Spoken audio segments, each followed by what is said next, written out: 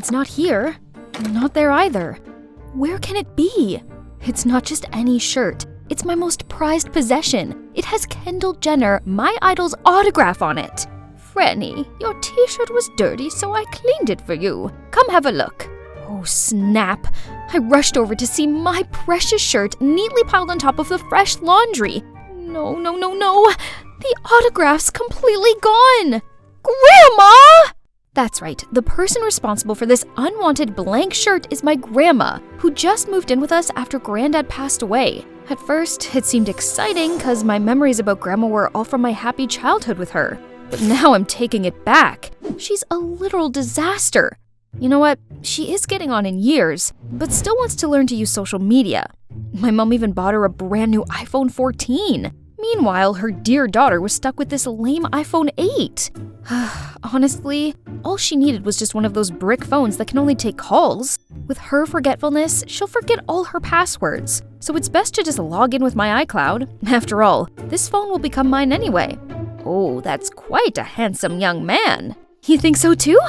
Indeed, Josh's attractiveness is second to none. He's every girl's dream man. And yours as well, right? As if I stood a chance. He's notoriously cold, and none of the girls from school seem to interest him.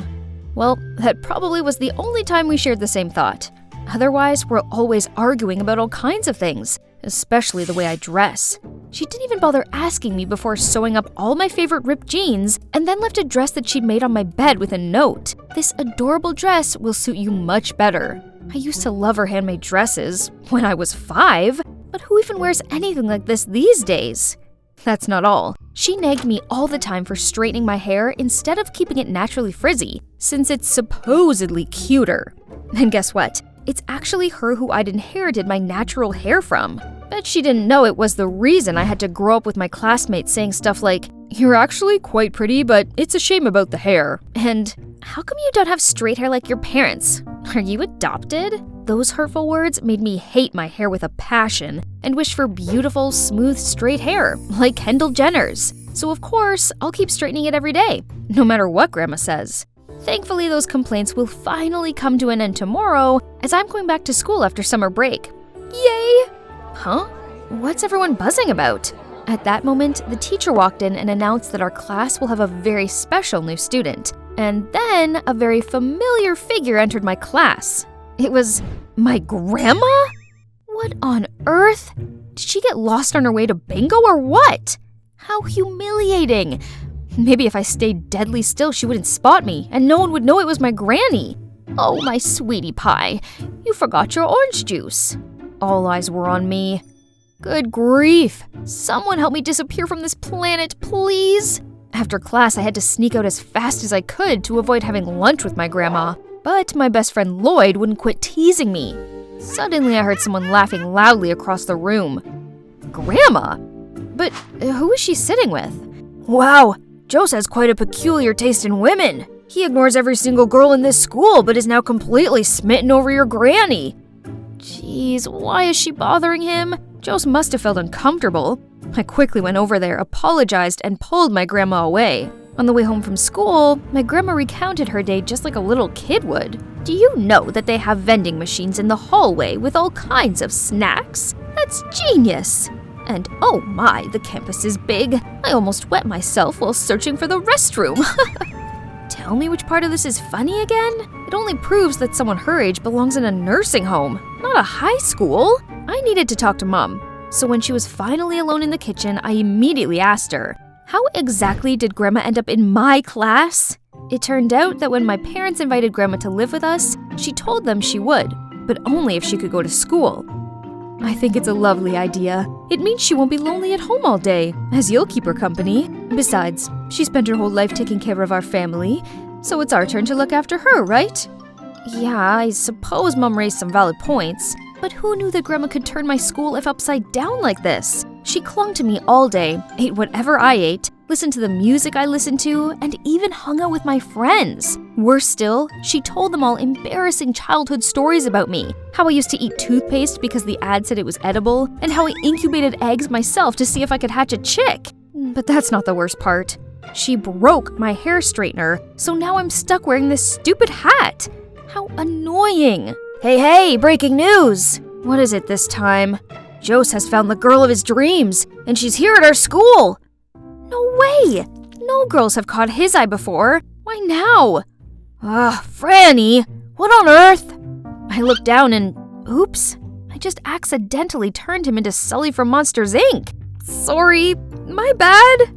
Okay, let me see. As Lloyd told me, this was the girl Jose got to know through Tinder before she mysteriously vanished.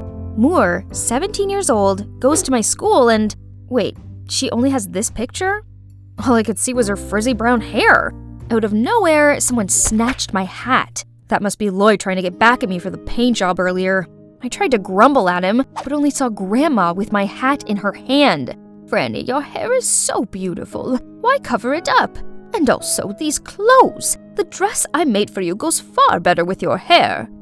Enough! There's no way I'd let anyone see me with this hideous hair and granny outfit. Please, Grandma, leave me alone and don't cause me any more trouble. This is my school and having you around is embarrassing. She looked shocked and was about to say something, but just left without another word. So, it's been a week since we last talked. It seemed that I was no longer her concern as she made new friends. So it's good for both of us, right? Suddenly, I heard a deep voice behind me. Hi, Franny. Can I talk to you about something? Wait, this voice? I immediately turned around to see Jose standing there, smiling at me. Oh my, this is the first time Jose ever asked to speak to a girl. All the envious eyes are on me. I'm the luckiest girl here. Has he finally seen my unique charm? The thing is, I happened to see your curly hair the other day, and you look quite like the girl in the picture. I wonder if you are… Oh, he didn't come here because of me. Sorry, but I'm not Moore. I could see the disappointment on his face. He apologized for getting the wrong person, but before leaving, he smiled and told me, by the way, you're pretty with that curly hair. Really? That frizzy hair that I've gone out of my way to hide?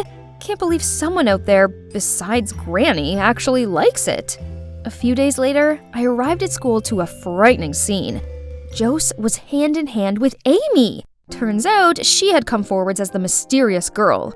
Let's see, 17? Check. Curly brown hair? Check. And her last name is Moore. There's no mistaking it. But I kept wondering, what is Jose like about this notorious wild girl? Her clique, which now included my dear Granny, are always playing dumb tricks for attention. Look, she's no different from a traffic light now that she's friends with them. Once, their group even turned the library into a runway. Obviously, this quickly reached the supervisor, but, well, only my grandma was slow enough to get caught. Thanks to that, she received a ticket to the principal's office and they called in my mom. Don't you find it ridiculous that a person this age is still getting scolded by the principal? School is not the place for grandma at all. Performing art requires a bold personality, girl. I might be old, but my spirit remains youthful. You know what? I'm going to participate in the Rise to Fame contest as well. I think I may just win. I turned to my mother with begging eyes, but only received a forced smile and a just let her do what she wants. You'll lose anyway. Why bother? How about you sign up too, and we'll see who wins? Ha! Fine. Challenge accepted. I'll defeat you easily, Granny. Just wait and see. Finally, Rise to Fame, my school's annual competition, arrived. Each team of 3 will participate in different rounds, with the 2 best teams going to the final. First round, handball was a piece of cake for us. Having 2 sporty types on the team helped with that. As for Granny's team, which consisted of herself, Jose, and Dolly Amy, they were eliminated almost immediately. After sports was a Sudoku round. Each team will compete against one another. Whoever solves the puzzle first wins, which should be a breeze because I used to spend rain-filled afternoons playing this game with Granny as a kid. On the other hand, Amy was complaining to the organizing committee that this round was a joke, since Sudoku was so outdated. The more she talked, the more it showed that she's terrible at math and numbers. So it'll be like taking candy from a baby, right? But I forgot Granny was on their team, and unexpectedly, Jose was also very quick-witted. It didn't take them long to solve such a difficult puzzle. Seeing them hugging and celebrating pissed me off. Losing to them by a mere second was the real stinger. Focus, Franny. We had to beat them in the countries and histories round to win. Just a few more minutes till the final round. I was about to leave the waiting room when suddenly I heard a ding coming from this phone left on the chair. It's Grandma's phone. But wait, she knows how to use Tinder? Curious, I opened it, and on the screen were all the messages from Jose and the mysterious Moore. Why does Grandma have this account? And why is Jose convinced Amy isn't who he's looking for? I immediately went to look for my grandma and found her in the corner of the stage wing. But as I approached her, she pulled my hand in and signaled for me to keep silent. I thought you let that annoying old hag join the team as a joke. Who knew she'd be so helpful? You'll win easily. Yeah, right? I even heard that history is her strength. I just need her to finish this last round, then I'll kick her out in a heartbeat. The whole group burst out laughing.